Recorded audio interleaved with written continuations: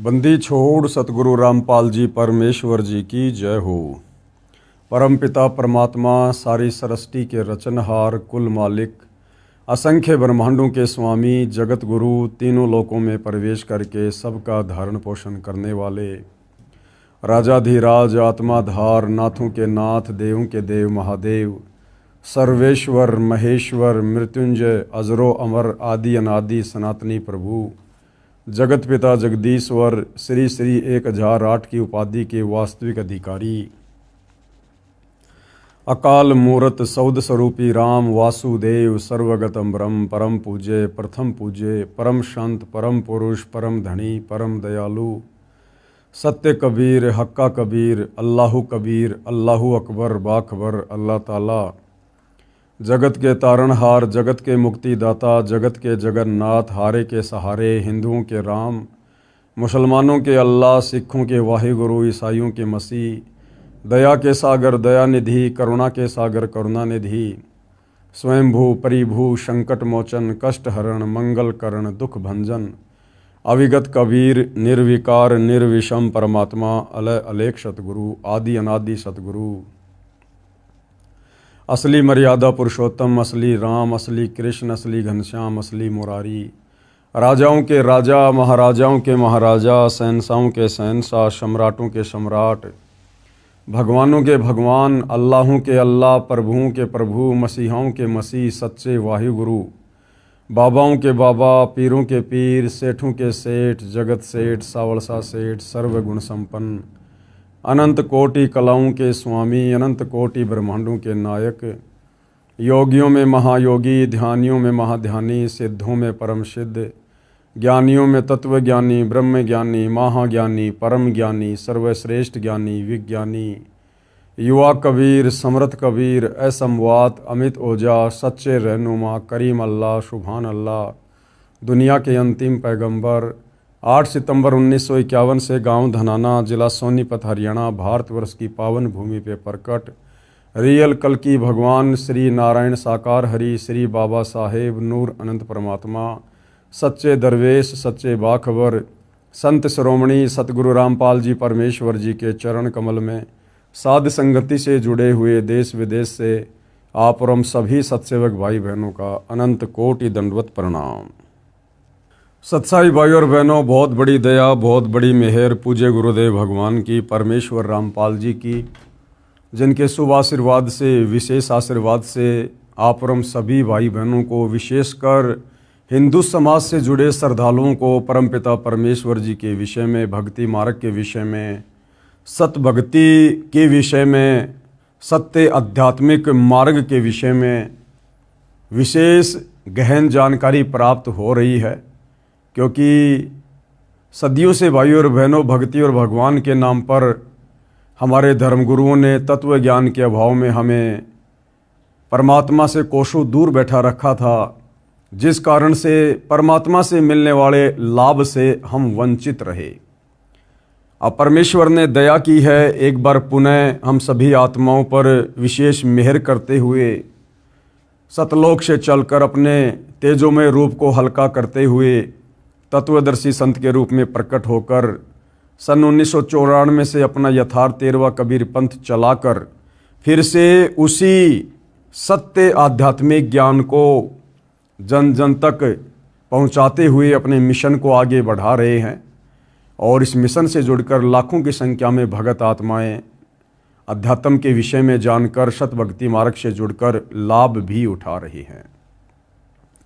तो भाई और बहनों, सबसे बड़ी जो पहेली थी समाज के लिए वो यही थी कि परमात्मा है कैसा, साकार है, निराकार है, परमात्मा है तो धरती पर आता क्यों नहीं है, हमें दिखाई क्यों नहीं देता, हमसे बातें क्यों नहीं करता है, परमात्मा से मिलने वाले लाभ हमें प्राप्त क्यों नहीं हो रहे हैं। जबकि हमारे धर्मगुरु हमें जैसी भक्ति साधना करने को कहते थे हम वैसा ही तन मन धन से किया करते थे, फिर भी हमें वो लाभ नहीं प्राप्त हो रहे थे जो लाभ प्राप्त होने चाहिए थे। तो अब सतगुरु रामपाल जी परमेश्वर जी ने आकर अध्यात्म के सारे रहस्य उजागर किए हैं अपने ही पवित्र धर्मशास्त्रों से। और अब हमें समझ में आया है कि परमात्मा मिलता भी है, परमात्मा बातें भी करता है, परमात्मा गले से भी लगाता है, परमात्मा अपने भगत को सौ सुख भी देता है।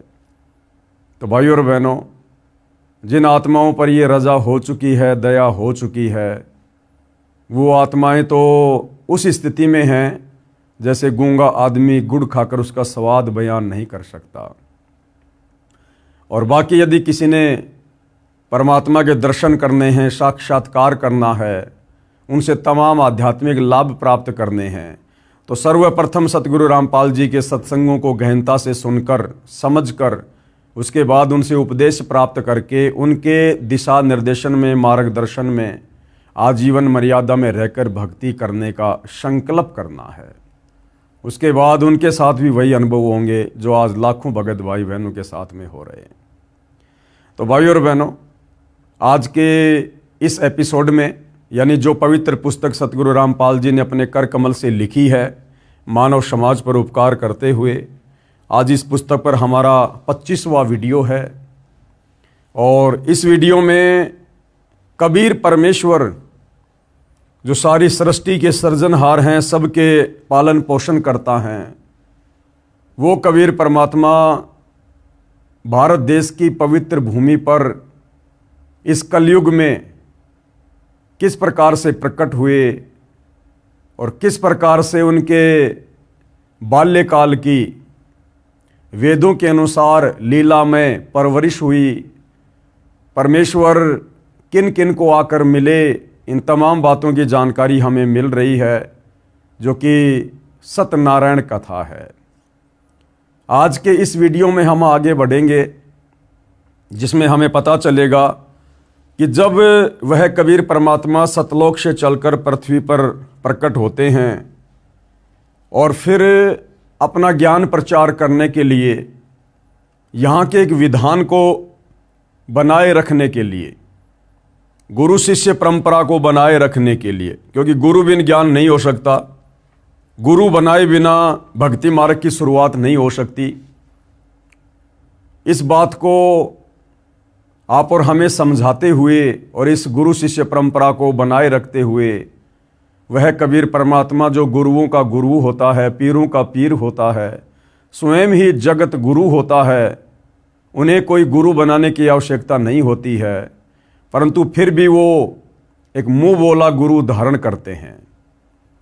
तो कलयुग में जब कबीर परमात्मा बनारस के काशी शहर में लहर तारा तालाब में कमल के विकसित फूल पर प्रकट हुए, और जब परमेश्वर लीलामय अवस्था में धीरे धीरे बड़े हुए, 5 वर्ष के हुए, उसके बाद उन्होंने किस आत्मा को अपना मुंह बोला गुरु धारण किया, क्यों किया, और किस प्रकार से उन्होंने अपना ज्ञान अपने मुंह बोले गुरुदेव को समझाया, ये सारी बातें हम आज के वीडियो में प्राप्त करेंगे। पवित्र पुस्तक हिंदू साहिबान नहीं समझे गीता वेद पुराण, ऋषि रामानंद का उद्धार करना। ये जो ऋषि रामानंद जी हैं, जिनको पंडित रामानंद जी भी कहते हैं, जिनके उस समय काशी में 52 दरबार लगा करते थे, और ये वेल नोन, सुप्रसिद्ध थे पूरी काशी में, पूरे भारत देश में, क्योंकि इन्होंने 1400 ऋषि शिष्य बना रखे थे, जो जगह जगह जाकर उनके बताए अनुसार ज्ञान का, धर्म का प्रचार किया करते थे। ऋषि रामानंद स्वामी को गुरु बनाकर शरण में लेना। स्वामी रामानंद जी अपने समय के सुप्रसिद्ध विद्वान कहे जाते थे। वे द्राविड़ से काशी नगर में वेद व गीता ज्ञान के प्रचार हेतु आए थे। द्राविड़ यानी पंडित रामानंद जी दक्षिणी भारत से चलकर काशी में वेद व गीता ज्ञान के प्रचार हेतु आए थे, क्योंकि उस समय काशी में ब्राह्मणों ने, पंडितों ने पाखंड पूजा को बहुत ज़्यादा फैला दिया था। ऊत भूत की पूजा बहुत ज़्यादा शुरू हो चुकी थी। इसलिए पंडित रामानंद जी दक्षिणी भारत से चलकर और बनारस के काशी शहर में आए। उस समय काशी में अधिकतर ब्राह्मण शास्त्र विरुद्ध भक्ति विधि के आधार से जनता को दिशा भ्रष्ट कर रहे थे। भूत प्रेतों के झाड़े जंत्र करके वे काशी शहर के ब्राह्मण अपना स्वार्थ सिद्ध कर रहे थे। स्वामी रामानंद जी ने काशी शहर में वेद ज्ञान व गीता जी तथा पुराणों के ज्ञान को अधिक महत्व दिया तथा वह भूत प्रेत उतारने वाली पूजा का अंत किया। अपने ज्ञान के प्रचार के लिए 1400 ऋषि बना रखे थे। स्वामी रामानंद जी ने कबीर परमेश्वर जी की शरण में आने के पश्चात 84 शिष्य और बनाए थे, जिनमें रविदास जी, नीरू नीमा, गिगनौर, राजस्थान के राजा पीपा ठाकुर आदि थे। कुल शिष्यों की संख्या 1484 कही जाती है। वे 1400 ऋषि विष्णु पुराण, शिव पुराण तथा देवी पुराण आदि मुख्य मुख्य पुराणों की कथा किया करते थे। प्रतिदिन 52 सभाएं ऋषि जन किया करते थे। काशी के क्षेत्र विभाजित करके मुख्य वक्ताओं को प्रवचन करने को स्वामी रामानंद जी ने कह रखा था। स्वयं भी उन सभाओं में प्रवचन करने जाया करते थे। स्वामी रामानंद जी का बोलबाला आसपास के क्षेत्र में भी था। सारी जनता कहती थी कि वर्तमान में महर्षि रामानंद स्वामी तुल्य विद्वान, वेदों व गीता जी तथा पुराणों का सार ज्ञाता पृथ्वी पर नहीं है। परमेश्वर कबीर जी ने अपने स्वभाव अनुसार अर्थात नियम अनुसार रामानंद स्वामी को शरण में लेना था। कबीर जी ने संत गरीबदास जी को अपना सिद्धांत बताया है, जो संत गरीबदास जी यानी 12वें पंथ के प्रवर्तक छुडानी धाम हरियाणा वाले ने अपनी वाणी में लिखा है। क्या लिखा है? गरीब जो जन हमरी शरण है, उसका हूं मैं दास, और गेल गेल लाग्या फिरूं जब तक धरती आकाश। यानी जो आत्मा एक बार कबीर परमात्मा जी की शरण में आ जाती है, उस आत्मा को बार बार अपनी शरण में लेने के लिए, उसका उद्धार करने के लिए कबीर परमात्मा जन्म जन्मांतर उस आत्मा के पीछे लगे रहते हैं। गोता मारूं स्वर्ग में, जा बैठूं पाताल, गरीब दास ढूंढत फिरूं अपने हीरे मोती लाल। यानी वो परमात्मा अपनी अच्छी आत्माओं के लिए किसी भी लोक में चले जाते हैं। हरदम संगी बिछुड़त नाही है महबूब सलोना वो, एक पलक में साहिब मेरा फिरता 14 भवना हो। यानी वो परमात्मा एक सेकंड में किसी भी ब्रह्मांड में किसी भी लोक में आ जा सकते हैं। जो बच्चा गऊ की नज़र में यूं साईं को संत, और भक्तों के पीछे फिरे भगत वत्सल भगवंत। कबीर कमाई आपनी कभू न निष्फल जाए, 7 समुद्र आड़े पड़े मिले अगाऊ आए। सतयुग में विद्याधर नामक ब्राह्मण के रूप में तथा त्रेता युग में वेद विज्ञ ऋषि के रूप में जन्मे स्वामी रामानंद जी वाले जीव ने परमेश्वर कबीर जी को बालक रूप में प्राप्त किया था। यानी सतयुग में और त्रेता युग में परमात्मा ने जो शिशु रूप में प्रकट होकर लीला की थी, उस लीला में जीवन में पंडित रामानंद जी वाली आत्मा ने ही उनके मुंह बोले पिता बनकर और उनकी परवरिश की थी। भगतमती कमाली वाला जीव उस समय दीपिका नाम की विद्याधर ब्राह्मण की पत्नी थी, और इसी पंडित रामानंद जी वाली आत्मा की, जो कि सतयुग में विद्याधर नाम का ब्राह्मण था, उसकी जो पत्नी की भूमिका थी वो कमाली वाली आत्मा ने की थी। वो कमाली जो शेख तकी की लड़की थी, जो 11 वर्ष की उम्र के बाद में मर चुकी थी, परमात्मा ने कब्र से निकाल के उसको जिंदा किया था और अपने पास अपनी बेटी के रूप में रखा था। वही कमाली वाली आत्मा सतयुग में विद्याधर ब्राह्मण की पत्नी थी, और त्रेता में भी वो वेद विज्ञ नाम के उसी पंडित जी की, जो रामानंद जी वाली आत्मा थी, उसकी पत्नी थी सूर्या नाम से। वही दीपिका वाली आत्मा वेद विज्ञ ब्राह्मण की पत्नी सूर्या थी, जो कलयुग में कमाली बनी। यही दोनों आत्माएं त्रेता युग में ऋषि दंपत्ति वेद विज्ञ तथा सूर्या था। उस समय भी परमेश्वर कबीर बंदी छोड़ जी शिशु रूप में इन्हें मिले थे। इसके पश्चात भी इन दोनों जीवों को अनेकों जन्म व स्वर्ग प्राप्ति भी हुई थी। क्यों? क्योंकि भाई और बहनों, वो समय पूर्ण मोक्ष प्राप्त करवाने का नहीं था। पूर्ण मोक्ष प्राप्ति का समय वर्तमान की कलयुग की बिचली पीढ़ी है, जिस समय आप और हम उत्पन्न हैं। आज से पहले केवल परमात्मा ने आत्माओं को चार्ज किया, किसी को प्रथम मंत्र दिया, किसी को शतनाम दिया, किसी को कुछ मंत्र दिया और साधना करवाकर परमात्मा ने उन आत्माओं को वर्तमान समय तक लेकर आना था, क्योंकि ये मोक्ष का प्राइम टाइम है। वही आत्माएं कलयुग में परमेश्वर कबीर जी के समकालीन हुई थी। पूर्व जन्म के संत सेवा के पुण्य अनुसार परमेश्वर कबीर जी ने उन पुण्यात्माओं को शरण में लेने के लिए लीला की। अब भाई और बहनों, आप और हमें जो परमेश्वर ने वर्तमान समय में अपने समकालीन जन्म दिया है, तो भाई और बहनों, आप और हम भी इसी प्रकार से युगों युगों से परमेश्वर की शरण में रहे हैं। आप और हमने भी इस प्रकार की भूमिकाएं निभाई हैं। परमेश्वर ने हमें चार्ज किया, कभी हम 10 साल परमात्मा की शरण में रहे, कभी 2 साल रहे, कभी 50 साल रहे, कभी आजीवन रहे, लेकिन पार नहीं हो पाए। उसी सेवा और पुण्य के प्रतिफल में आज परमेश्वर ने हमें इस मोक्ष के प्राइम टाइम में जन्म दिया है। स्वामी रामानंद जी की आयु 104 वर्ष थी। उस समय कबीर देव जी के लीला में शरीर की आयु 5 वर्ष थी।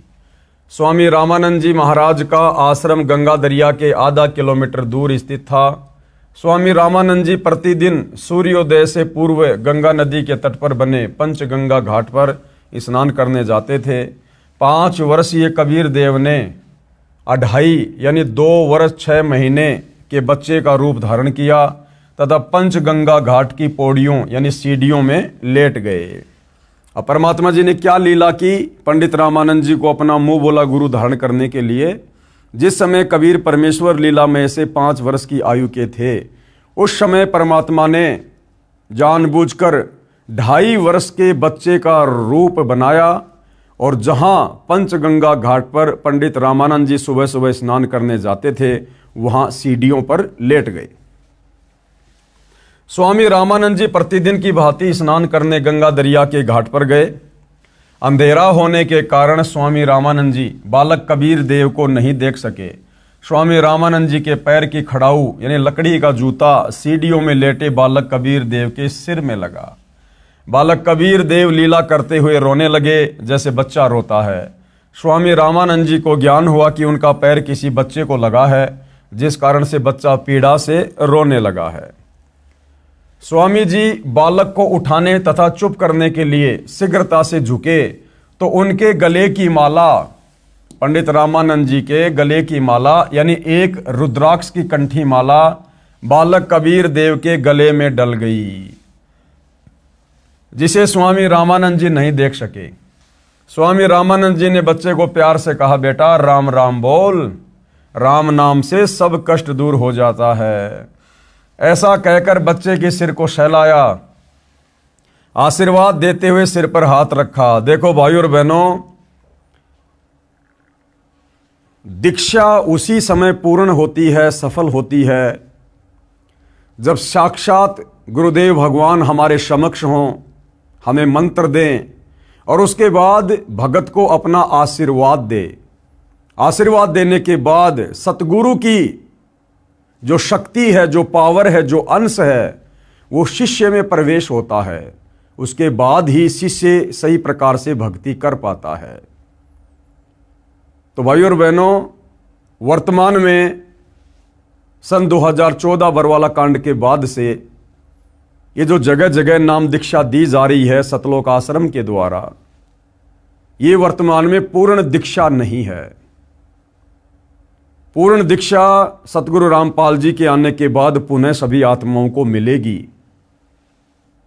क्योंकि ये वर्तमान जो समय है सन 2014 से और वर्तमान 2025 का समय चल रहा है।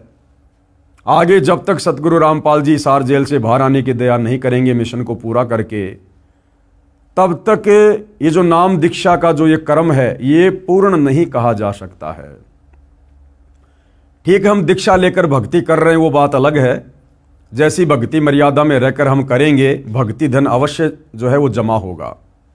परंतु पूर्ण दीक्षा की जो प्रक्रिया है वो हिसार जेल से आने के बाद में सतगुरु रामपाल जी पुनः पूर्ण करवाएंगे।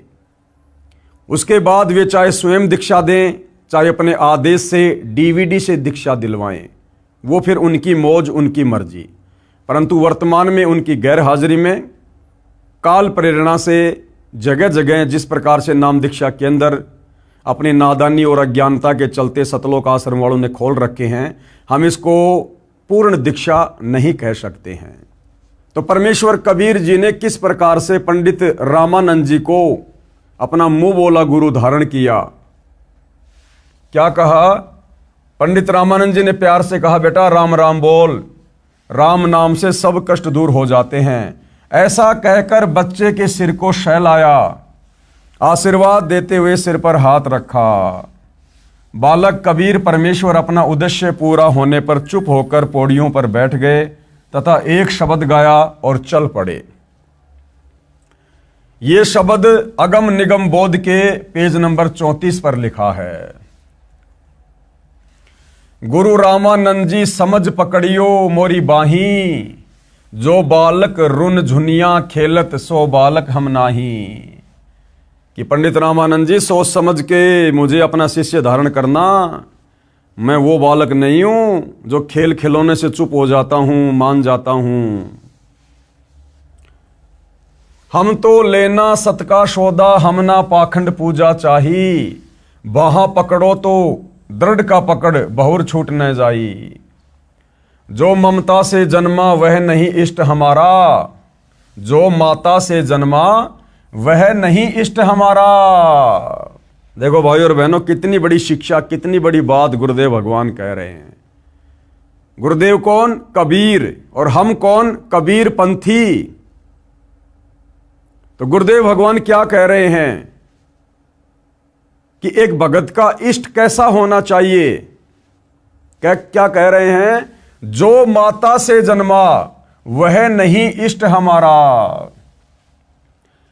अब हम सभी भाई बहन सतगुरु रामपाल जी को अपना इष्ट कहते हैं, और उसके बावजूद भी सतलोक आश्रमों से जुड़े ज्यादातर भाई बहन, यूं कह लीजिए सभी के सभी जो आश्रमों में जाते हैं, वो सभी सतगुरु रामपाल जी को माता से जन्म लिया हुआ मानते हैं। वो सभी कहते हैं कि सतगुरु रामपाल जी का जन्म इंद्रो देवी के गर्भ से हुआ है, और सतगुरु रामपाल जी को अपना इष्ट भी कहते हैं। तो यहां परमेश्वर हमें क्या शिक्षा दे रहे हैं कि भैया अगर पूर्ण मोक्ष प्राप्त करना है तो उसको इष्ट बनाओ जो माता से जन्म ना ले, वरना मोक्ष नहीं होगा। जो माता से जन्मा वह नहीं इष्ट हमारा। अब भाई और बहनों, केवल साथ संगति से जुड़े हुए सत्सेवक भाई बहन ही हैं जो अपने पूज्य गुरुदेव सतगुरु रामपाल जी को किसी भी माता से जन्म लिया हुआ नहीं मानते हैं ज्ञान आधार से। तो असल में सतगुरु रामपाल जी हम साध संगति से जुड़े भाई बहनों के लिए इष्ट हैं। बाकी जो अपने गुरु को जन्म लिया हुआ मानता है और हर साल 8 सितंबर के दिन इन आश्रमों में उनका जन्मदिन मनाते हैं, वे किसी भी सूरत में सतगुरु रामपाल जी को इष्ट कहने के अधिकारी नहीं हैं। राम कृष्ण मरे विष्णु साथे जामन हारा, तीन गुण है तीनों देवता निरंजन चौथा कहिए। अविनाशी प्रभु इस सबसे न्यारा मोकू है चाहिए। 5 तत्व की देना मेरी ना कोई माता जाया, और जीव उदाहरण तुमको तारण सीधा जग में आया। सीधा जग में आया, किसी माता से जन्म लेके नहीं आया। और कहते हैं मेरा शरीर आप लोगों की तरह 5 तत्व का नहीं है, हाड़ मांस चाम का नहीं है, और ना किसी माता ने मेरे को जन्म दिया। राम राम और ओम नाम ये सब काल कमाई, सत्य नाम दो मोरे सतगुरु तब काल जाल छुड़ाई। यानी पंडित रामानंद जी ने कहा कि बेटा राम राम बोल, राम राम रोते नहीं है। तो परमात्मा जी कहते हैं ये जो राम राम बोल रहे हो ना तुम, और ये जो ओम नाम है इस काल का, ये सब काल कमाई है, ये सब काल के अंतर्गत है। सतनाम दो मोरे सतगुरु तब काल जाल छुटाई, कि काल जाल से छुटकारा तो सतनाम से होगा। सतनाम बिन जन्मे मरे परम शांति नाही, और सनातन धाम मिले न कबहू भावे कोटि समाधि लाई। सार शब्द सरजीवन कहिए सब मंत्रन का सरदारा, कहे कबीर सुनो गुरुजी या विधि उतरे पारा। स्वामी रामानंद जी ने विचार किया कि वह बच्चा रात्रि में रास्ता भूल जाने के कारण यहाँ आकर सो गया होगा। इसे अपने आश्रम में ले जाऊंगा, वहाँ से इसके घर भिजवा दूंगा। ऐसा विचार करके स्नान करने लगे। परमेश्वर कबीर जी वहाँ से अंतर्ध्यान हुए तथा अपनी झोपड़ी में सो गए। कबीर परमेश्वर ने इस प्रकार स्वामी रामानंद जी को गुरु धारण किया, गुरु शिष्य परंपरा को बनाए रखने के लिए। अगर उस समय कबीर परमेश्वर जो कि स्वयं जगत गुरु हैं, अगर पंडित रामानंद जी को मुंह बोला गुरु धारण ना करते तो वर्तमान समय में भाई और बहनों आप और हम भी भ्रमित हो जाते। और लोग हमें कहते, जब हम लोगों को ये ज्ञान बताते कि भाई सतगुरु रामपाल जी पूर्ण गुरु हैं, उनसे उपदेश लेकर सत भक्ति कीजिए, तो लोग हमें कहते भैया तुम कबीर पंथी हो ना जी, तो तुम्हारे कबीर जी ने 650 साल पहले कौन सा गुरु धारण किया था, गुरु बनाने की क्या आवश्यकता है। तो आज भाई और बहनों हम लोगों को समझा ही नहीं पाते और हमें भी लोग डगमग कर देते। इसलिए कबीर परमात्मा ने गुरु शिष्य परंपरा का निर्वाह किया और उसी परंपरा के तहत आज वर्तमान में 12वें पंथ में आकर सतगुरु रामपाल जी के नाम से उन्होंने आदरणीय राम देवानंद जी को, जो कि वही पंडित रामानंद जी वाली आत्मा है, उनको फिर से अपना मुंह बोला गुरु धारण किया। इसलिए आज हम सतगुरु रामपाल जी को गुरु धारण करके सत भक्ति पर लगे हुए हैं। ऋषि विवेकानंद जी से ज्ञान चर्चा। ये ऋषि विवेकानंद जी कौन थे? ये पंडित रामानंद जी ने ज्ञान प्रचार के लिए जो 1400 ऋषि शिष्य बना रखे थे, उनमें से एक थे, जो कि इन पुराणों की कथा किया करते थे। स्वामी रामानंद जी का एक शिष्य ऋषि विवेकानंद जी बहुत ही अच्छे प्रवचनकर्ता रूप में प्रसिद्ध था। ऋषि विवेकानंद जी को काशी शहर के एक क्षेत्र का उपदेशक नियुक्त किया हुआ था। उस क्षेत्र के व्यक्ति ऋषि विवेकानंद जी के धारा प्रवाह प्रवचनों को सुनकर उनकी प्रशंसा किए बिना नहीं रहते थे। उसकी कॉलोनी में बहुत प्रतिष्ठा बनी थी। प्रतिदिन की तरह ऋषि विवेकानंद जी विष्णु पुराण से कथा सुना रहे थे। कह रहे थे भगवान विष्णु सर्वेश्वर है, अविनाशी अजन्मा है, सर्व सृष्टि रचनहार तथा पालनहार है। इनके कोई जन्मदाता माता पिता नहीं है, ये स्वयंभू है। ये ही त्रेता युग में अयोध्या के राजा दशरथ जी के घर माता कौशल्या देवी की पवित्र कोख से उत्पन्न हुए थे तथा श्री रामचंद्र नाम से प्रसिद्ध हुए। समुद्र पर सेतु बनाया, जल पर पत्थर तैराए, लंकापति रावण का वध किया। श्री विष्णु भगवान ही ने द्वापर युग में श्री कृष्णचंद्र भगवान का अवतारण धार कर वासुदेव जी के रूप में माता देवकी के गर्भ से जन्म लिया तथा कंस, केसी, शिशुपाल, जरासंध आदि दुष्टों का संहार किया। 5 वर्षीय बालक कबीर देव जी भी उस ऋषि विवेकानंद जी का प्रवचन सुन रहे थे तथा सैकड़ों की संख्या में अन्य श्रोतागण भी उपस्थित थे। ऋषि विवेकानंद जी ने अपने प्रवचनों को विराम दिया तथा उपस्थित श्रोताओं से कहा, यदि किसी को कोई प्रश्न करना है तो वह निसंकोच अपनी शंका का समाधान करा सकता है। बालक कबीर परमेश्वर खड़े हुए तथा ऋषि विवेकानंद जी से करबद्ध होकर प्रार्थना की कि हे ऋषि जी, आपने भगवान श्री विष्णु जी के विषय में बताया कि ये अजन्मा है, अविनाशी है, इनके कोई माता पिता नहीं है। एक दिन एक ब्राह्मण श्री शिव पुराण के रुद्र संहिता अध्याय 6 व 7 को पढ़कर श्रोताओं को सुना रहे थे। यह दास भी, यानी कबीर परमात्मा कह रहे थे कि यह दास भी उस सत्संग में उपस्थित था। शिव पुराण में लिखा है कि निराकार परमात्मा आकार में आया, वह सदाशिव काल रूपी ब्रह्म कहलाया। उसने अपने अंदर से एक स्त्री प्रकट की जो प्रकृति देवी, अष्टंगी और त्रिदेव जननी, शिवा आदि नामों से जानी जाती है। काल रूपी ब्रह्म ने एक काशी नामक सुंदर स्थान बनाया। वहां दोनों शिव तथा शिवा अर्थात काल रूपी ब्रह्म तथा दुर्गा पति पत्नी रूप में निवास करने लगे। कुछ समय पश्चात दोनों के संभोग से एक लड़का उत्पन्न हुआ। उसका नाम विष्णु रखा। इस प्रकार दोनों के रमण करने से यानी पति पत्नी व्यवहार करने से एक पुत्र उत्पन्न हुआ, उसका नाम ब्रह्मा रखा तथा कमल के फूल पर डालकर अचेत कर दिया। फिर अध्याय 9 के अंत में लिखा है कि ब्रह्मा रजगुण है, विष्णु सतगुण है तथा शंकर तमगुण है, परंतु सदाशिव इनसे भिन्न है, वह गुणातीत है। यहाँ पर सदाशिव के अतिरिक्त 3 देव श्री ब्रह्मा, श्री विष्णु तथा श्री शिव जी भी हैं। इससे सिद्ध हुआ कि इन तीनों देवों की जननी दुर्गा अर्थात प्रकृति देवी है तथा पिता काल ब्रह्म है। इन तीनों प्रभुओं विष्णु आदि का जन्म हुआ है, इनके माता पिता भी हैं।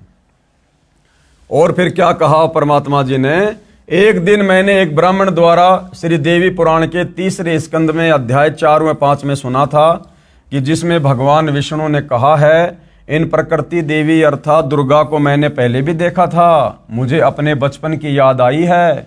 मैं एक वट वृक्ष के नीचे पालने में लेटा हुआ था, ये मुझे पालने में झुला रही थी। उस समय मैं बालक रूप में था। प्रकृति देवी के निकट जाकर तीनों देव श्री ब्रह्मा, श्री विष्णु तथा श्री शिव जी करबद्ध होकर खड़े हो गए।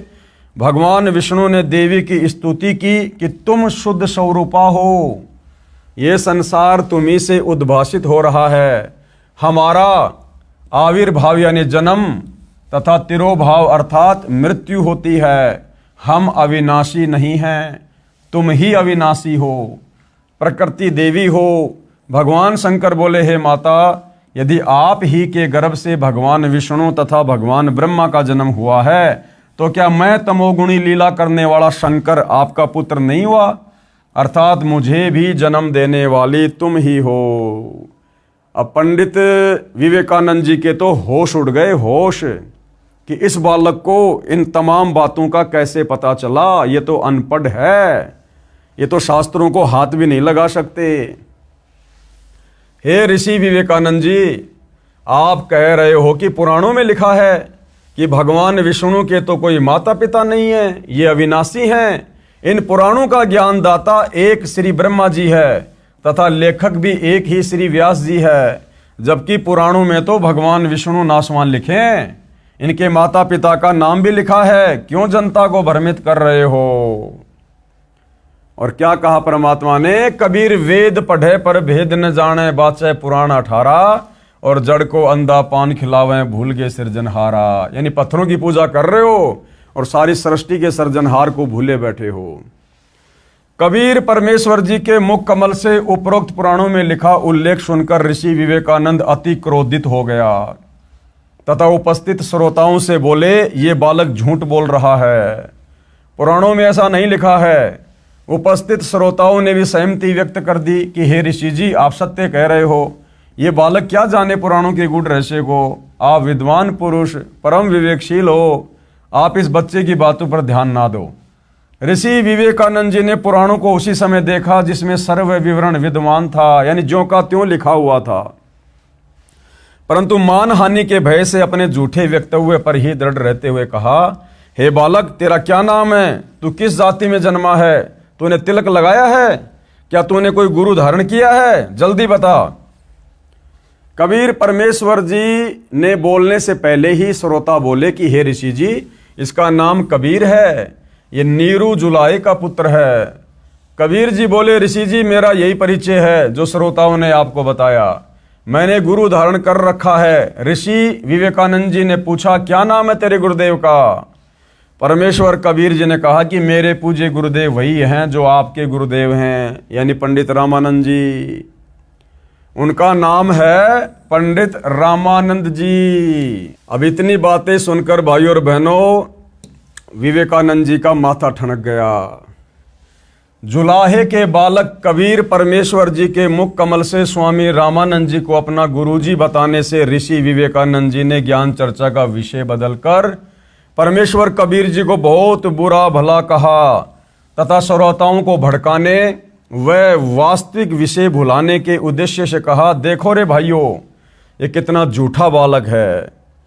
मेरे पूज्य गुरुदेव श्री 1008 स्वामी रामानंद जी को अपना गुरु जी कह रहा है।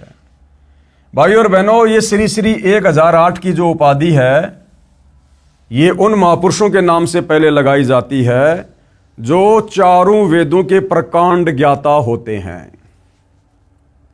लेकिन पंडित रामानंद जी चारों वेदों के प्रकांड ज्ञाता नहीं थे, केवल वो संस्कृत भाषा के ज्ञाता थे और उन्होंने वेदों को कंठस्थ याद कर रखा था, वेदों के सार से वो परिचित नहीं थे। इसलिए इस श्री श्री 1008 की उपाधि के वास्तविक अधिकारी वर्तमान में केवल सतगुरु रामपाल जी हैं। मेरे गुरुजी तो इन अछूतों के दर्शन भी नहीं करते, शूद्रों का अंग भी नहीं छूते। अभी जाता हूं, गुरुजी को बताता हूं। भाई श्रोताओं, आप सब कल स्वामी जी के आश्रम पर आना सुबह सुबह। इस झूठे की कितनी पिटाई स्वामी रामानंद जी करेंगे, इसने हमारे गुरुदेव का नाम मिट्टी में मिलाया है। सभी श्रोता बोले ये बालक मूर्ख झूठा गवार है, आप विद्वान हो। कबीर जी ने कहा, निरंजन धन तेरा दरबार, जहां पर तनिक न न्याय विचार। निरंजन धन तेरा दरबार, जहां पर तनिक न न्याय विचार। परमात्मा जो खरी खरी कह रहे थे, सत्य कह रहे थे, प्रमाणित बातें कर रहे थे, उनको तो झूठा सिद्ध कर दिया। और वो झूठा व्यक्ति जो वो शास्त्रों के सार को ना समझकर उआ बाई बक रहा था, उसको वहां पर विद्वान साबित कर दिया। तो परमात्मा कहते हैं, हे काल निरंजन, तेरा दरबार, तेरा लोक धन्य है। भाई वैश्या ओडे मुल मुल खासा, गले मोतियों का हार। वैश्या ओडे मुल मुल खासा, गले मोतियों का हार। पतिव्रता को मिले न खादी, सूखा निरस आहार। निरंजन धन तेरा दरबार, निरंजन धन तेरा दरबार, जहां पर तनिक न न्याय विचार।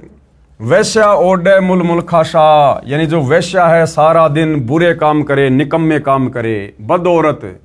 वो तो बढ़िया बढ़िया खाती है, बढ़िया बढ़िया कपड़े पहनती है और गले में मोतियों के लाखों के हार पहनती है। और जो पतिव्रता स्त्री होती है, कहते हैं उसको तो पहनने को खादी का कपड़ा भी ढंग से नहीं मिलता और खाने को बिल्कुल सूखा निरस आहार भोजन। भाई पाखंडी की पूजा, जग में संत को कहें लबार। पाखंडी की पूजा, जग में संत को कहें लबार। अज्ञानी को परम विवेकी, ज्ञानी को मूढ़ गंवार। निरंजन धन तेरा दरबार, जहां पर तनिक न न्याय विचार। पाखंडी की संसार में पूजा हो रही है, जो शास्त्र विरुद्ध साधना करवाता है, दुनिया भर का दिखावा करता है, उसकी तो संसार में वाहवाही हो रही है काल के लोक में। और वास्तव में जो संत है, जो हमारे शुभ चिंतक हैं, जो वेदों के अनुसार साधना दे रहे हैं, सत भक्ति मार्ग दे रहे हैं, दुनिया उनको कह रही है तो लबाड़ है, मूर्ख आदमी है। और अज्ञानी को परम विवेकी, वो पंडित विवेकानंद, उस अज्ञानी को तो लोगों ने तालियां पीटकर परम विवेकी घोषित कर दिया। और कबीर परमात्मा जो परम ज्ञानी थे, परम ज्ञानी हैं, उनको गवार साबित कर दिया कि ये तो जुलाहे का बेटा है, अनपढ़ है, ये क्या जाने पुराणों के बारे में। तो परमात्मा कह रहे हैं, कहें कबीर सुनो भाई साधो, सब उल्टा व्यवहार। कहें कबीर सुनो भाई साधो, या सब उल्टा व्यवहार। साचों को तो झूठ बतावे, इन झूठों का एतबार। निरंजन धन तेरा दरबार, जहां पर तनिक न न्याय विचार। बंदी छोड़ कबीर परमेश्वर जी अपने घर चले गए। वह ऋषि विवेकानंद अपने गुरु रामानंद स्वामी जी के आश्रम में गया तथा सारी घटना की जानकारी बताई। हे स्वामी जी, एक छोटी जाति का जुलाहे का लड़का कबीर अपने आप को बड़ा विद्वान सिद्ध करने के लिए भगवान विष्णु जी को नाशवान बताता है। हे ऋषि जी, उसने तो हम ब्राह्मणों का घर से निकलना ही दूभर कर दिया है, हमारी नाक काट डाली, अर्थात हमें महाशर्मिंदा लज्जित होना पड़ रहा है। उसने कल भरी सभा में कहा है कि पंडित रामानंद स्वामी मेरे गुरुजी हैं, मैंने उनसे दीक्षा ले रखी है। उस कबीर ने तिलक भी लगा रखा था, जैसा हम वैष्णव संत लगाते हैं। अपने शिष्य विवेकानंद की बात सुनकर स्वामी रामानंद जी बहुत क्रोधित होकर बोले, हे विवेकानंद, कल सुबह उसे मेरे सामने उपस्थित करो, देखना सबके सामने उसकी झूठ का पर्दाफाश करूंगा। क्योंकि भाई और बहनों, उस समय तक पंडित रामानंद जी वो भी छुआछूत किया करते थे। वो केवल ब्राह्मणों को ही नाम दीक्षा दिया करते थे, अन्य जाति वालों को नाम दीक्षा नहीं दिया करते थे।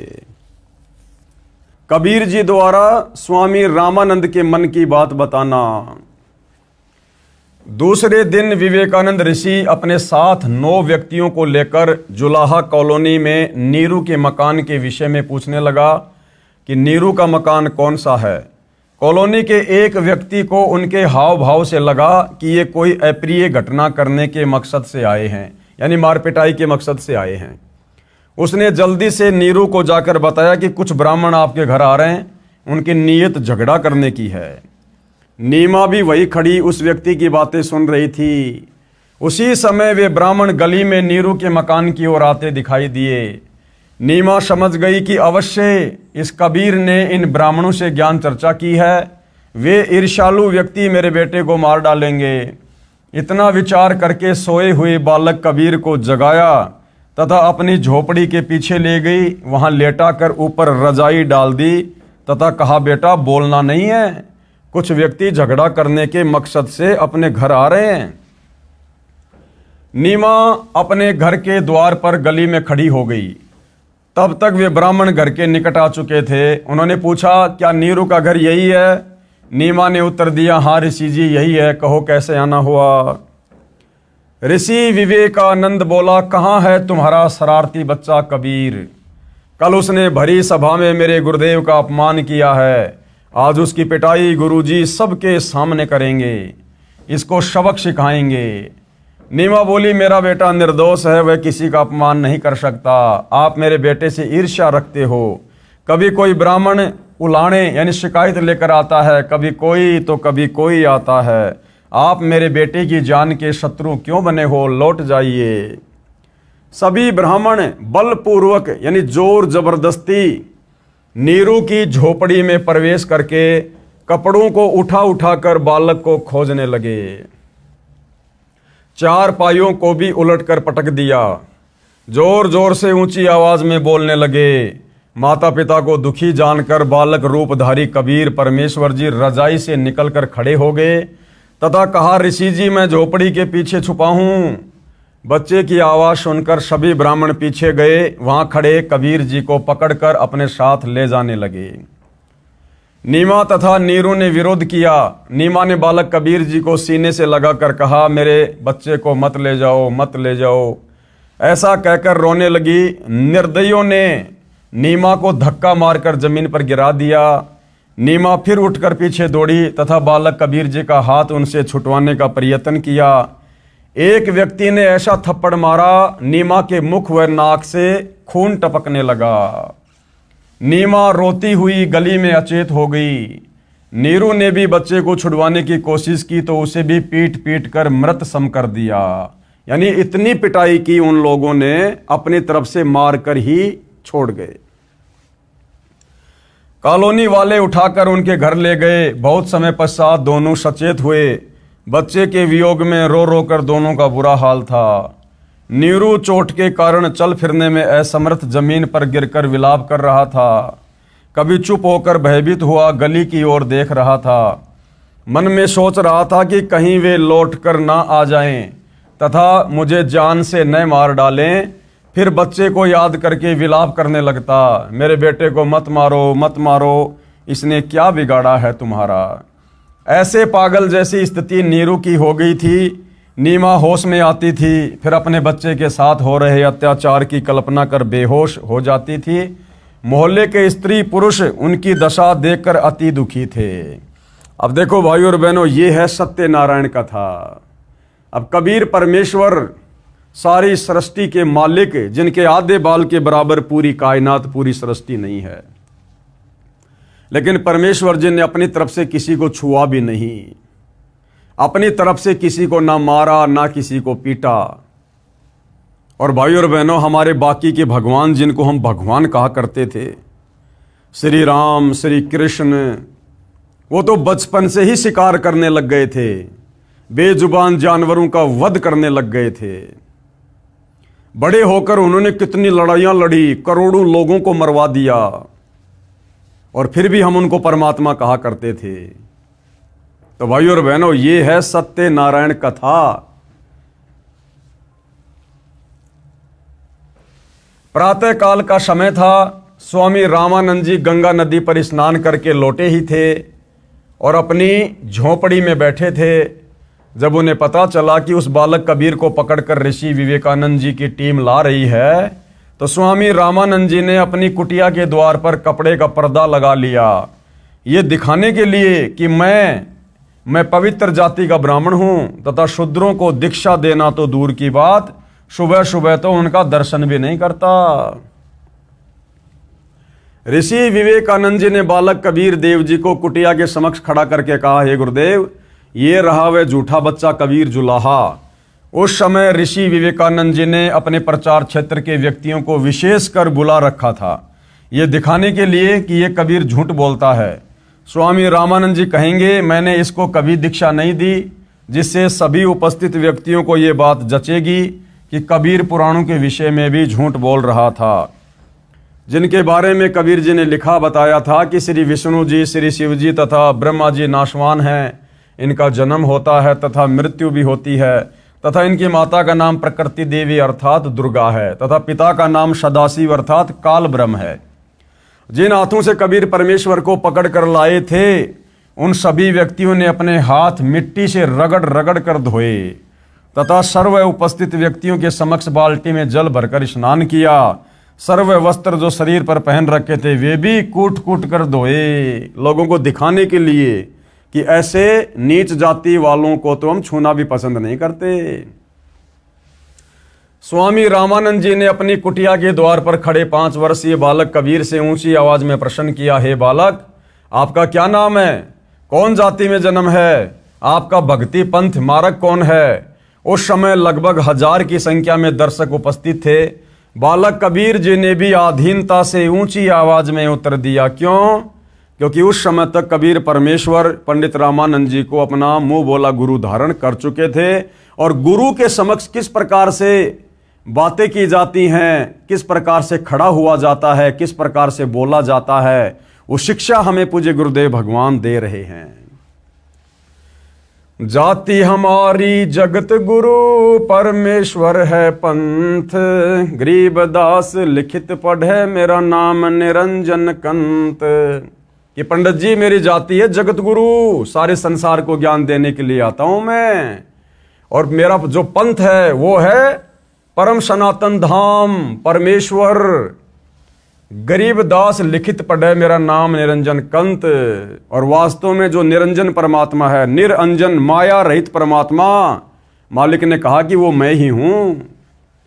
हे स्वामी सृष्टा मैं, सृष्टि मेरे तीर, दास गरीब अधर बसों, अविगत सत्य कबीर। हे स्वामी जी, मैं सारी सृष्टि को रचने वाला उसका सृष्टा हूं, परमात्मा हूं, और दास गरीब अधर बसूं, मैं सतलोक में रहता हूं, और मेरा नाम है अविगत सत्य कबीर। गोता मारूं स्वर्ग में, जा बैठूं पाताल, गरीब दास ढूंढत फिरूं, हीरे माणक लाल। और मैं यहाँ इन लोकों में अपनी अच्छी आत्माओं के लिए आता हूँ, उनको भक्ति दान देने के लिए। भावार्थ, कबीर जी ने कहा, हे स्वामी रामानंद जी, परमेश्वर के घर कोई जाति नहीं है। आप विद्वान पुरुष होते हुए वर्ण भेद को महत्व दे रहे हो। मेरी जाति व नाम तथा भक्ति पंथ जानना चाहते हो तो सुनो। मेरा नाम वही कबीर देव है जो वेदों में लिखा है, जिसे आप जी पढ़ते हो। मैं वह निरंजन यानी माया रहित कंत यानी सबका पति अर्थात सबका स्वामी हूं, और मैं ही सर्व सृष्टि रचनहार सृष्टा हूं। यह सृष्टि मेरे ही आश्रित तीर यानी किनारे है, मेरे ऊपर ही आधारित है।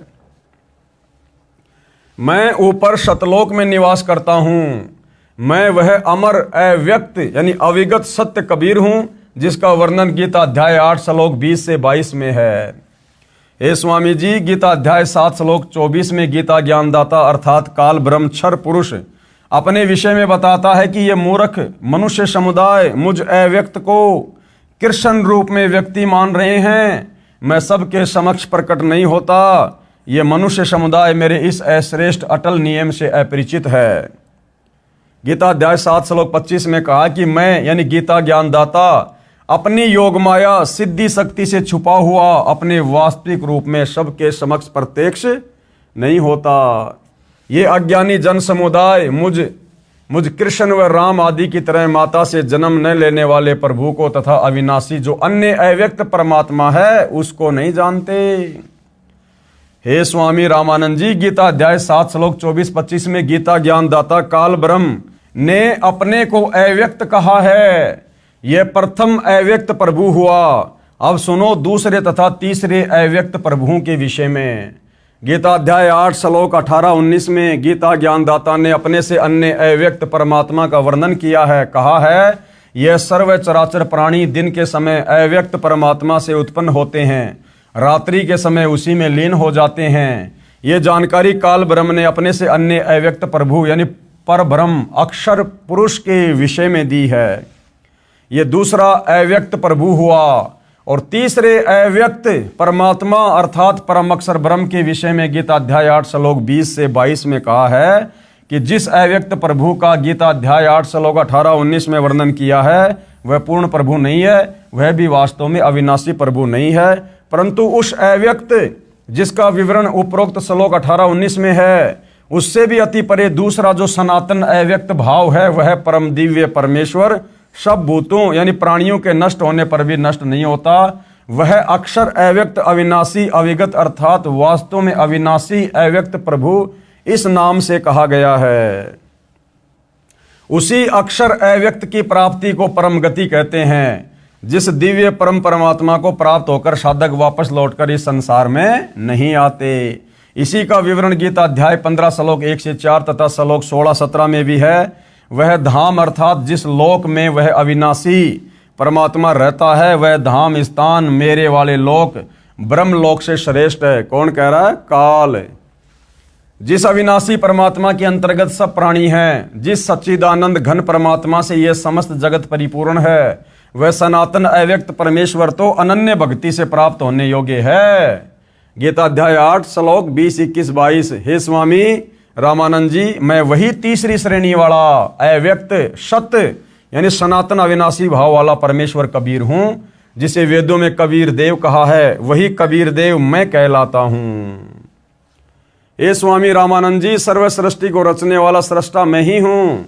मैं ही आत्मा का आधार जगत गुरु जगत पिता बंधु तथा जो सत्य साधना करके सतलोक जा चुके हैं उनको सतलोक पहुंचाने वाला मैं ही हूं। काल ब्रह्म की तरह धोखा न देने वाले स्वभाव वाला कबीर देव मैं ही हूं, जिसका प्रमाण अथर्ववेद कांड 4 अनुवाक 1 मंत्र 7 में लिखा है। कांड नंबर 4 अनुवाक नंबर 1 मंत्र नंबर 7। इसमें क्या लिखा है? ये संस्कृत में श्लोक आप जियों के सामने है। हम सीधा इसके भावार्थ पर चलेंगे। केवल हिंदी अनुवाद। जो अचल अर्थात अविनाशी जगत पिता भक्तों का वास्तविक साथी अर्थात आत्मा का आधार बड़ा स्वामी अर्थात परमेश्वर है, वह जगत गुरु तथा विनम्र पुजारी अर्थात विधिवत साधक को सुरक्षा के साथ सतलोक ले गए हुओं को यानी जो मोक्ष प्राप्त कर चुके हैं उनको सतलोक ले जाने वाला सर्व ब्रह्मांडों की रचना करने वाला जगदम्बा अर्थात माता वाले गुणों से भी युक्त काल की तरह धोखा न देने वाले स्वभाव अर्थात गुणों वाला ज्यों का त्यों अर्थात वैसा ही वह आप कबीर देव है। अर्थात भाषा भिन्न इसे कबीर परमेश्वर भी कहते हैं। अब इसका सीधा सीधा भावार्थ क्या है, सीधा सीधा इसका अर्थ क्या है?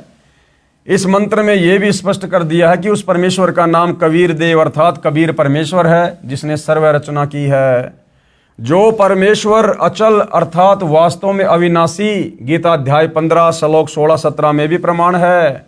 जगत गुरु परमेश्वर आत्माधार, जो पूर्ण मुक्त होकर शतलोक गए हैं, यानी जो मोक्ष प्राप्त कर चुके हैं, उनको शतलोक ले जाने वाला, सर्व ब्रह्मांडों का रचनहार, काल ब्रह्म की तरह धोखा न देने वाला, ज्यों का त्यों वह स्वयं कबीर देव अर्थात कबीर प्रभु है।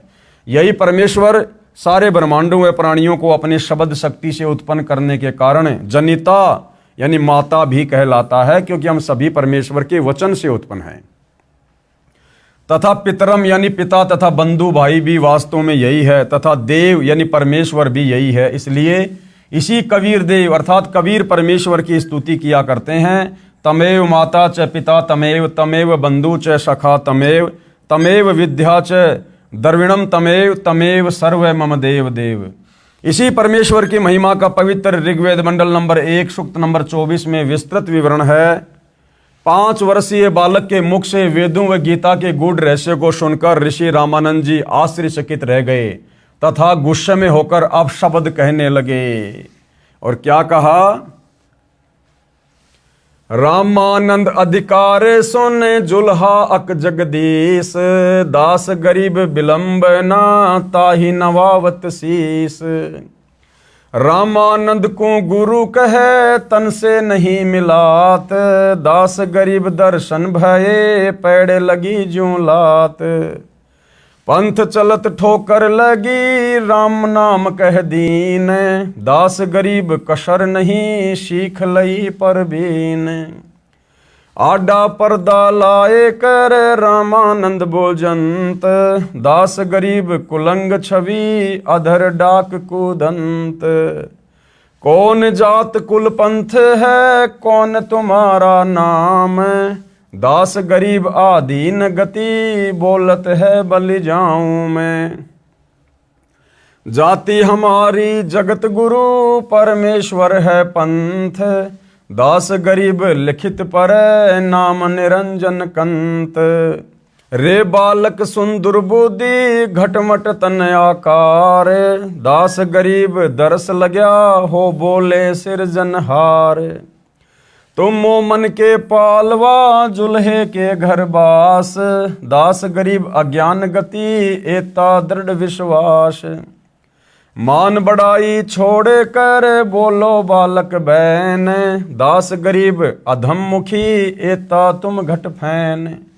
तरक तलु से बोले ते रामानंद सुर ज्ञान, दास गरीब को जाती है आखिर नीच निदान।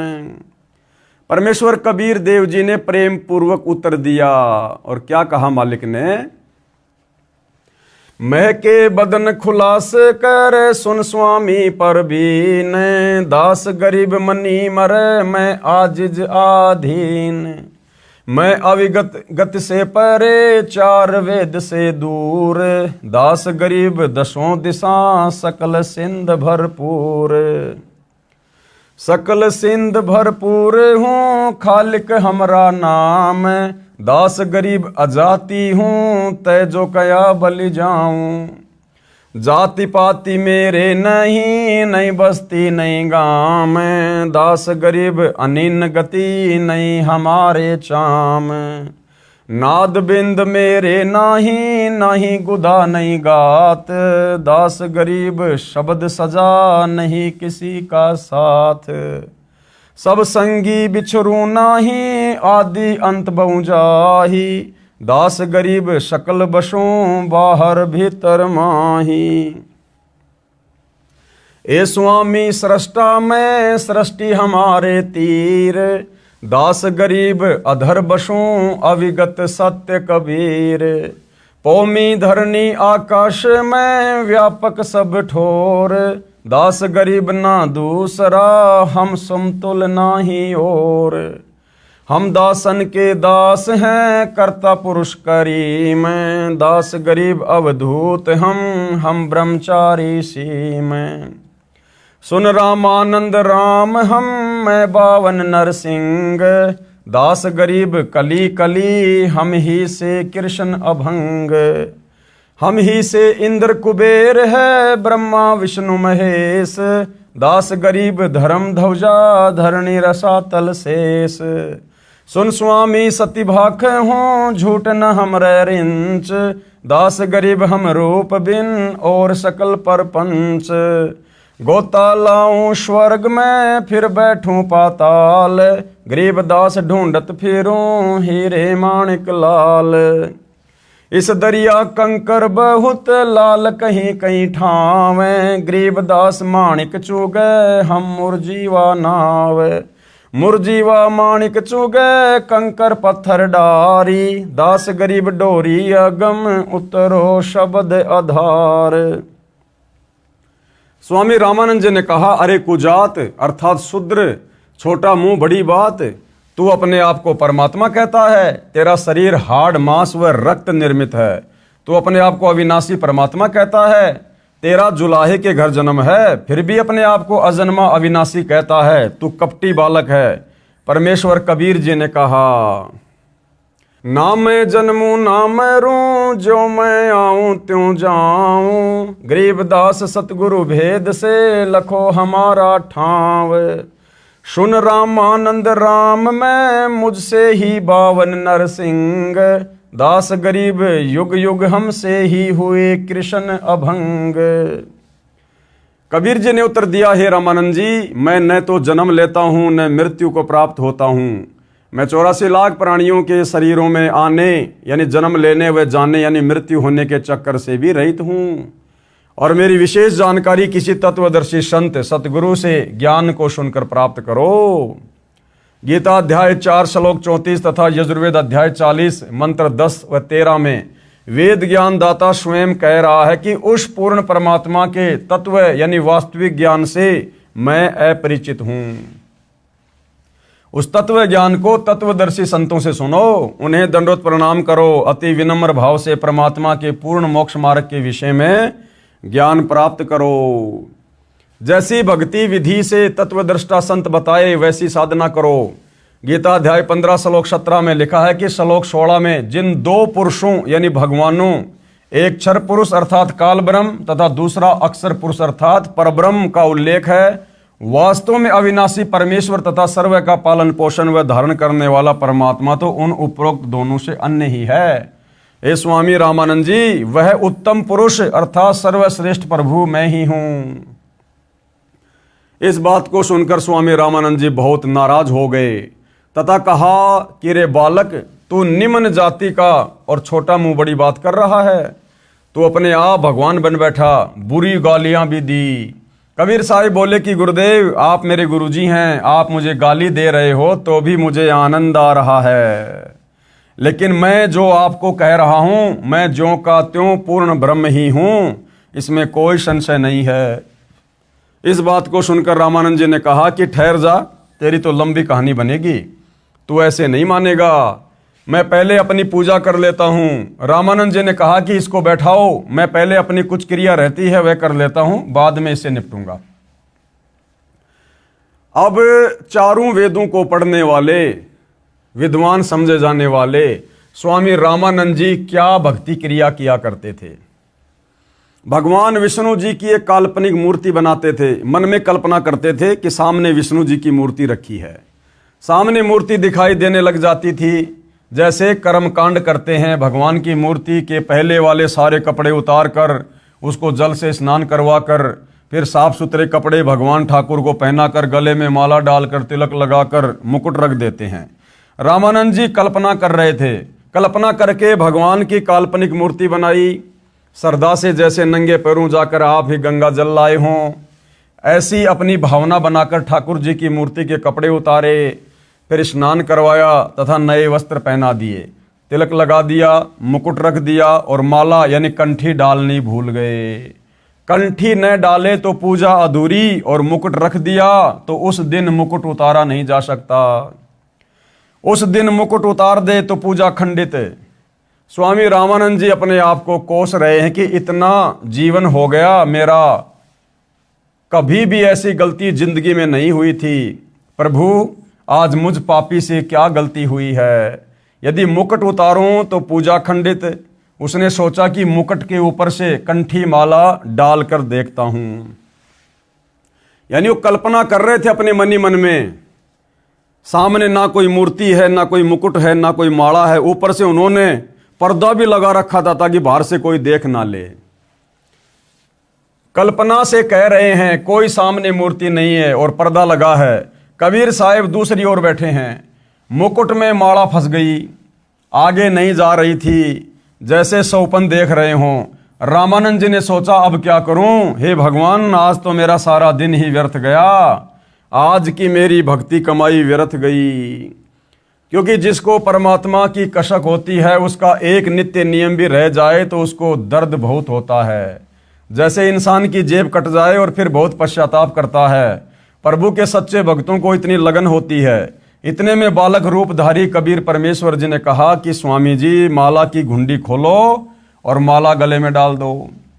इतने में बाहर बैठे हुए कबीर परमेश्वर जी ने कहा कि पंडित जी इस माला की गांठ खोल लो, जो माला आपकी इन कल्पनाओं में मुकुट में अटक गई है ना, उसकी गांठ खोल लो। गांठ खोल के गले में डाल के गांठ मार दो, मुकुट भी नहीं उतारना पड़ेगा और आपकी पूजा भी खंडित नहीं होगी।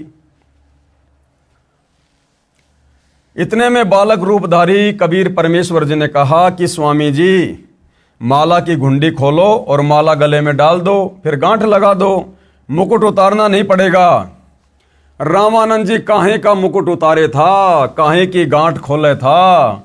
कुटिया के सामने लगा पर्दा भी स्वामी रामानंद जी ने अपने हाथ से फेंक दिया और ब्राह्मण समाज के सामने उस कबीर परमेश्वर को सीने से लगा लिया। रामानंद जी ने कहा कि हे भगवान आपका तो इतना कोमल शरीर है जैसे रुई हो। जब पंडित रामानंद जी ने कबीर परमेश्वर जी को सीने से लगाया तो परमात्मा का ऐसा कोमल शरीर था जैसे रुई फोम। आपके शरीर की तुलना में मेरा तो पत्थर जैसा शरीर है।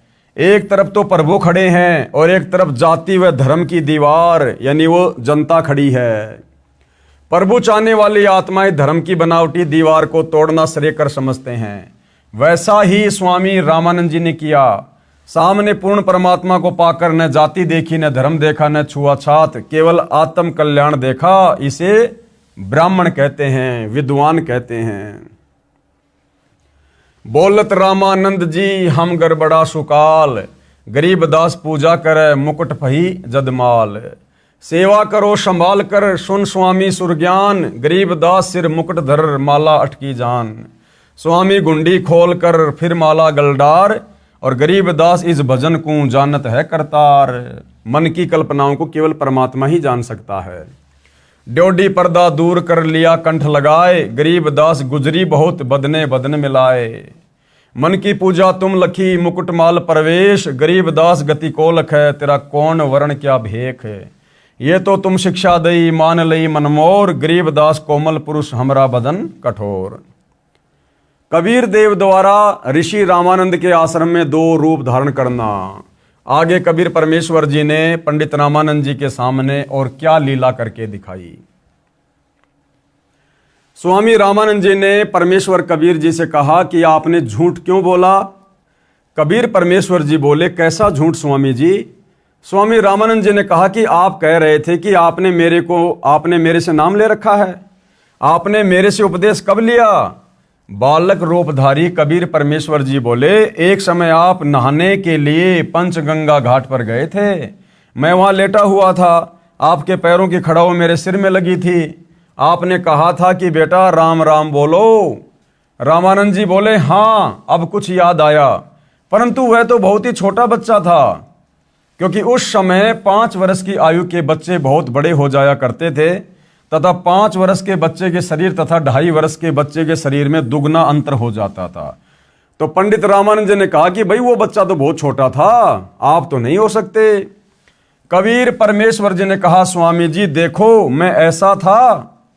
स्वामी रामानंद जी के सामने भी खड़े हैं और एक 2.5 वर्ष के बच्चे का दूसरा रूप बनाकर किसी भगत की वहां पर चारपाई बिछी थी उसके ऊपर विराजमान हो गए। रामानंद जी ने 6 बार तो इधर देखा, 6 बार उधर देखा, फिर आंखें मल मल कर देखा कि कहीं तेरी आंखें धोखा तो नहीं खा रही हैं। इस प्रकार देख ही रहे थे कि इतने में कबीर परमेश्वर जी का छोटे वाला रूप यानी 2.5 वर्ष के बच्चे वाला रूप हवा में उड़ा और कबीर परमेश्वर जी के बड़े 5 वर्ष वाले स्वरूप में समा गया। 5 वर्ष वाले स्वरूप में कबीर परमेश्वर जी रह गए। रामानंद जी बोले कि मेरा संशय मिट गया कि आप ही पूर्ण ब्रह्म हो। हे परमेश्वर, आपको कैसे पहचान सकते हैं? आप किस जाति में उत्पन्न तथा कैसी वेशभूषा में खड़े हो? हम नादान प्राणी आपके साथ वाद विवाद करके दोषी हो गए। क्षमा करना परमेश्वर कबीर देव, मैं आपका अनजान बच्चा हूं। रामानंद जी ने फिर अपनी अन्य शंकाओं का निवारण करवाया। क्या क्या शंकाएं? शंका नंबर 1, हे कबीर देव, मैं राम राम कोई मंत्र शिष्यों को जाप करने को नहीं देता। यदि आपने मुझसे दीक्षा ली है तो वह मंत्र बताइए जो मैं शिष्य को जाप करने को देता हूं। क्योंकि रामानंद जी जो नाम दिया करते थे वो गुप्त रखा करते थे, गुप्त। और वैसे एक दूसरे को कोडवर्ड में राम राम कहा करते थे, राम राम। तो आपस में जब राम राम कहा करते थे तो राम राम बोलने वाले समझ जाया करते थे कि भैया अपने सुमरण पे ध्यान लगाओ, जो वास्तविक मंत्र हमें गुरुदेव ने दिया है। जैसे हम भगत भाई बहन आपस में सतसाई बोलते हैं तो सतसाई कोई जाप मंत्र नहीं है, लेकिन आपस में सतसाई बोलने का मतलब है हम एक दूसरे को याद दिला रहे हैं कि भैया जो गुरुजी ने हमें वास्तविक जो सतनाम दिया है, प्रथम मंत्र दिया है, उसके सुमरण में कोई भूल तो नहीं पड़ गई। उत्तर कबीर देव का, हे स्वामी जी, आप ओम नाम जाप करने को देते हो। कौन सा नाम? ओम नाम। तथा ओम भगवते वासुदेवाय नमः का जाप तथा विष्णु स्तोत्र की आवर्ती की भी आज्ञा देते हो। मालिक तो अंतर्यामी थे। फिर पंडित रामानंद जी को शंका हुई, आपने जो मंत्र बताया ये तो सही है, एक शंका और है, उसका भी निवारण कीजिए। मैं जिसे शिष्य बनाता हूं उसे एक चिन्ह देता हूं, वह आपके पास नहीं है, यानी कंठी माला। उत्तर दिया, बंदी छोड़ कबीर देव जी बोले, हे गुरुदेव, आप तुलसी की लकड़ी के एक मणके की कंठी माला गले में पहनने के लिए देते हो। ये देखो गुरुजी, उसी दिन आपने अपनी कंठी गले से निकालकर मेरे गले में पहनाई थी। ये कहते हुए कबीर देव ने अपने कुर्ते के नीचे गले में पहनी वही कंठी माला सार्वजनिक कर दी। रामानंद जी समझ गए यह कोई साधारण बच्चा नहीं है, यह प्रभु का भेजा हुआ कोई तत्वदर्शी आत्मा है। इससे ज्ञान चर्चा करनी चाहिए। चर्चा के विषय को आगे बढ़ाते हुए स्वामी रामानंद जी बोले, हे बालक कबीर, आप अपने आप को परमेश्वर कहते हो, परमात्मा ऐसा अर्थात मनुष्य जैसा थोड़ी ही है। अब बताओ, पंडित रामानंद जी वेदों को पढ़ा करते थे और वेदों में सब कुछ लिखा हुआ है लेकिन नहीं समझ पाए। हे कबीर जी, उस स्थान यानी परम धाम को यदि एक बार दिखा दें तो मन शांत हो जाएगा। यदि आप अपने परम धाम सतलोक को दिखा दोगे तो मेरी आत्मा शांत हो जाएगी, मैं फिर यकीन कर लूंगा। मैं वर्षों से ध्यान योग अर्थात हठ योग करता हूं। मैं समाधिस्थ होकर आकाश में बहुत ऊपर तक सैर करके आता हूं। परमेश्वर कबीर जी ने कहा कि हे स्वामी जी, आप समाधिस्थ होइए, कि आप लगाओ अपनी समाधि। स्वामी रामानंद जी का हठ योग यानी ध्यान मेडिटेशन करना रोजाना का अभ्यास था। तुरंत ही समाधिस्थ हो गए। समाधि दशा में स्वामी जी की सुरती यानी ध्यान त्रिवेणी तक जाती थी। त्रिवेणी पर 3 रास्ते हो जाते हैं। बायां रास्ता धर्मराज के लोक तथा ब्रह्मा विष्णु तथा शिव जी के लोकों को तथा स्वर्गलोक आदि को जाता है, और दायां यानी राइट वाला रास्ता 88,000 खेड़ों नगरियों की ओर जाता है, और जो सामने वाला रास्ता होता है वो ब्रह्मलोक को जाता है, काल के लोक में। वह ब्रह्मरंध्र भी कहा जाता है। स्वामी रामानंद जी कई जन्मों से साधना करते हुए आ रहे थे, इस कारण से इनका ध्यान तुरंत लग जाता था। बालक रूपधारी परमेश्वर कबीर जी स्वामी रामानंद जी को ध्यान में आगे मिले तथा वहां का सब भेद रामानंद जी को बताया। हे स्वामी जी, आपकी भक्ति साधना कई जन्मों की संचित है। जिस समय आप शरीर त्याग कर जाओगे, इस बाएं रास्ते से जाओगे, लेफ्ट वाले रास्ते से जाओगे, और इस रास्ते में स्वचालित द्वार, ऑटोमेटिक खुलने वाले गेट लगे हैं। जिस भगत की जिस भी लोक की साधना होती है वह धर्मराय के पास जाकर अपना लेखा अकाउंट करवाकर इसी रास्ते से आगे चलता है। उसी लोक का द्वार अपने आप खुल जाता है, वह द्वार तुरंत बंद हो जाता है। वह प्राणी पुनः उस रास्ते से लौट नहीं सकता। उस लोक में समय पूरा होने के बाद पुनः उसी मार्ग से धर्मराज के पास आकर अन्य जीवन प्राप्त करता है, नरक में या लक 84 योनियों में या फिर से मनुष्य जीवन। धर्मराज का लोक भी उसी बाईं ओर जाने वाले रास्ते में सर्वप्रथम है। उस धर्मराज के लोक में प्रत्येक की भक्ति अनुसार स्थान तय होता है। आप स्वामी रामानंद जी की भक्ति का आधार विष्णु जी का लोक है। आप अपने पुण्यों को इस लोक में समाप्त करके पुनः पृथ्वी लोक पर शरीर धारण करोगे। ये हर अटके कुएं जैसा चक्कर आपकी साधना से कभी समाप्त नहीं होगा। ये जन्म मृत्यु का चक्कर तो केवल मेरे द्वारा बताए तत्व ज्ञान द्वारा ही समाप्त होना संभव है। परमेश्वर कबीर जी ने फिर कहा, हे स्वामी जी, जो सामने वाला द्वार है ये ब्रह्मरंध्र है, ये वेदों में लिखे किसी भी मंत्र जाप से नहीं खुलता। ये तो मेरे द्वारा बताए सत्य नाम जो 2 मंत्र का होता है, एक ओम मंत्र तथा दूसरा तत्, ये तत् सांकेतिक है। वास्तविक नाम मंत्र तो उपदेश लेने वाले को बताया जाएगा, इसके जाप से खुलता है।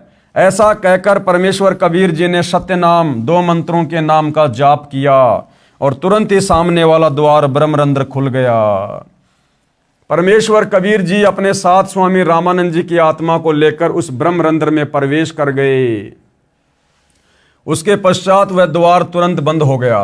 उस द्वार से निकलकर लंबा रास्ता तय किया, ब्रह्मलोक में गए। आगे फिर 3 रास्ते हैं। बाईं ओर एक रास्ता महास्वर्ग में जाता है। उस महास्वर्ग में नकली डुप्लीकेट सतलोक, अलखलोक, अगमलोक तथा अनामी लोकों की रचना काल ब्रह्म ने अपनी पत्नी दुर्गा से करवा रखी है, प्राणियों को धोखा देने के लिए। उन सभी नकली लोकों को दिखाकर वापस आए। दाईं ओर सप्तपुरी, ध्रुवपुरी आदि लोक हैं। सामने वाला द्वार वहां जाता है जहां पर गीता ज्ञानदाता काल ब्रह्म अपनी योग माया से छुपा रहता है। वहां 3 स्थान बनाए हैं। एक रजोगुण प्रधान क्षेत्र है जिसमें काल ब्रह्म तथा दुर्गा ये पति पत्नी रूप में साकार रूप में रहते हैं। उस समय जिस पुत्र का जन्म होता है वह रजोगुण युक्त होता है, उसका नाम ब्रह्मा रख देता है। उस बालक को युवा होने तक अचेत रखकर परवरिश करते हैं। युवा होने पर काल ब्रह्म स्वयं विष्णु रूप धारण करके अपनी नाभि से कमल का फूल प्रकट करता है। उस कमल के फूल पर युवा अवस्था प्राप्त होने पर ब्रह्मा जी को रखकर सचेत कर देता है। इसी प्रकार शतोगुण प्रधान क्षेत्र बनाया है। उसमें दोनों दुर्गा व काल ब्रह्म पति पत्नी रूप में रहकर अन्य पुत्र शतोगुण प्रधान उत्पन्न करते हैं। उसका नाम विष्णु रखते हैं। उसे भी युवा होने तक अचेत रखते हैं। शेष सैया पर सचेत करते हैं। अन्य शेष नाग ब्रह्म ही अपनी शक्ति से उत्पन्न करता है। इसी प्रकार एक तमोगुण प्रधान क्षेत्र बनाया है। उसमें वे दोनों दुर्गा तथा काल ब्रह्म पति पत्नी व्यवहार से तमोगुण प्रधान पुत्र उत्पन्न करते हैं। उसका नाम शिव रखते हैं। उसे भी युवा अवस्था प्राप्त होने तक अचेत रखते हैं। युवा होने पर तीनों को सचेत करके इनका विवाह ये प्रकृति दुर्गा द्वारा उत्पन्न तीनों लड़कियों से करते हैं। इस प्रकार ये काल ब्रह्म अपना सृष्टि चक्र चलाता है। ये सारी बातें पंडित रामानंद जी को कबीर परमेश्वर जी ने आंखों से दिखाई। परमेश्वर कबीर जी ने स्वामी रामानंद जी को वह रास्ता दिखाया तथा 21वें ब्रह्मांड में फिर 3 रास्ते हैं। बाईं ओर फिर नकली सतलोक, अलखलोक, अगमलोक तथा अनामी लोक की रचना की हुई है और दाईं ओर 12 भक्तों का निवास स्थान बनाया है, जिसको अपना ज्ञान प्रचारक बनाकर जनता को शास्त्र विरुद्ध ज्ञान पर आधारित करवाता है। और उन 12 भक्तों में से वर्तमान में उसने पृथ्वी पर भेज रखे हैं राधा स्वामी पंथ वाले, धन धन सतगुरु पंथ वाले, जय गुरुदेव पंथ वाले, निरंकारी पंथ वाले। ये उन्हीं 12 आत्माओं में से हैं। सामने वाला द्वार ये तपतशिला की ओर जाता है, जहां पर ये काल ब्रह्म 1 लाख मानव शरीरधारी प्राणियों के सूक्ष्म शरीरों को तपाकर उनसे मैल निकाल कर खाता है। उस काल ब्रह्म के उस लोक के ऊपर एक द्वार है जो परब्रह्म अक्षर पुरुष के 7 संग ब्रह्मांडों में खुलता है। परब्रह्म के ब्रह्मांडों के अंतिम सिरे पर एक द्वार है जो सत्य पुरुष अर्थात परम अक्षर ब्रह्म के लोक सतलोक की भंवर गुफा में खुलता है। फिर आगे सतलोक है जो वास्तविक सतलोक है। सतलोक में पूर्ण परमात्मा कबीर जी अन्य तेजोमय मानव सदृश शरीर में एक गुंबज में एक ऊंचे सिंहासन पर विराजमान है। वहां सतलोक की सारी वस्तुएं तथा सतलोकवासी सफेद प्रकाश युक्त हैं। सत्य पुरुष के शरीर का प्रकाश अत्यधिक सफेद है। सत्य पुरुष के एक रोम यानी शरीर के बाल का प्रकाश 1,00,000 सूर्यों तथा इतने ही चंद्रमाओं के मिले जुले प्रकाश से भी ज्यादा है। परमेश्वर कबीर जी स्वामी रामानंद जी की आत्मा को साथ लेकर सतलोक में गए। वहाँ सर्व आत्माओं का भी मानव सदृश शरीर है, उनके शरीर का भी सफेद प्रकाश है, परंतु सत्यलोक निवासियों के शरीर का प्रकाश 16 सूर्यों के प्रकाश के समान है। बालक रूपधारी कबीर देव ने अपने ही अन्य स्वरूप पर चंवर किया जो सिंहासन पर बैठा हुआ था। जो स्वरूप अत्यधिक तेजोमय था तथा सिंहासन पर एक सफेद गुम्मद में विराजमान था। स्वामी रामानंद जी ने सोचा कि पूर्ण परमात्मा तो ये है जो तेजोमय शरीर युक्त है। यह बाल रूपधारी आत्मा कबीर यहाँ का अनुचर अर्थात सेवक होगा। स्वामी रामानंद जी ने इतना विचार ही किया था, उसी समय सिंहासन पर विराजमान तेजोमय शरीर युक्त परमात्मा सिंहासन छोड़कर खड़ा हो गया तथा बालक कबीर जी को सिंहासन पर बैठने के लिए प्रार्थना की। नीचे से रामानंद जी के साथ गया बालक कबीर जी उस सिंहासन पर विराजमान हो गया तथा वह तेजोमय शरीरधारी प्रभु बालक के सिर पर श्रद्धा से चंवर करने लगा। रामानंद जी ने सोचा ये परमात्मा इस बच्चे पर चंवर करने लगा, ये बालक यहाँ का नौकर सेवक नहीं हो सकता। इतने में तेजोमय शरीर वाला परमात्मा उस बालक कबीर जी के शरीर में समा गया। बालक कबीर जी का शरीर उसी प्रकार उतने ही प्रकाश युक्त हो गया जितना पहले सिंहासन पर बैठे पुरुष यानी परमेश्वर का था। इतनी लीला करके स्वामी रामानंद जी की आत्मा को वापस शरीर में भेज दिया। महर्षि रामानंद जी ने आंखें खोलकर देखा तो बालक रूपधारी परमेश्वर कबीर को सामने भी बैठा पाया। महर्षि रामानंद जी को पूर्ण विश्वास हो गया कि ये बालक कबीर जी ही परम अक्षर ब्रह्म अर्थात वासुदेव कुल का मालिक है। दोनों स्थानों पर ऊपर सतलोक में तथा नीचे पृथ्वी लोक में ये स्वयं ही लीला कर रहा है। यही परम दिव्य पुरुष अर्थात आदि पुरुष है। सतलोक में जहां पर यह परमात्मा मूल रूप में निवास करता है वह सनातन परम धाम है। परमेश्वर कबीर जी ने इसी प्रकार संत गरीबदास जी महाराज छुडानी हरियाणा वाले को सर्व ब्रह्मांडों को प्रत्यक्ष दिखाया था, उनका ज्ञान योग खोल दिया था तथा परमेश्वर ने गरीबदास जी महाराज को स्वामी रामानंद जी के विषय में बताया था कि किस प्रकार मैंने स्वामी जी को शरण में लिया था। महाराज गरीबदास जी ने अपनी अमृतवाणी में उल्लेख किया है, तहाँ वहाँ चित चक्रित भया देख फजल दरबार, गरीबदास सिजदा किया हम पाए दीदार। बोलत रामानंद जी सुन कबीर करतार, गरीबदास सब रूप में तुम ही बोलनहार। दहूं ठोर है एक तू भया एक से दोए, गरीबदास हम कारणे उतरे हो मग जोए। तुम साहिब तुम संत हो तुम सतगुरु तुम हंस, गरीबदास तुम रूप बिन और न दूजा अंश। तुम स्वामी मैं बाल बुद्धि भरम कर्म किए नाश, गरीबदास निज ब्रह्म तुम हमरे दृढ़ विश्वास। सुन बे सुन से तुम परे उरे से हमरे तीर, गरीबदास सरभंग में अविगत पुरुष कबीर।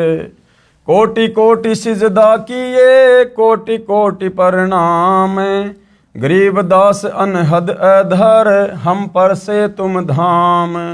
बोले रामानंद जी सुनो कबीर सुभान, गरीबदास मुक्ता भये उदरे पिंड और प्राण।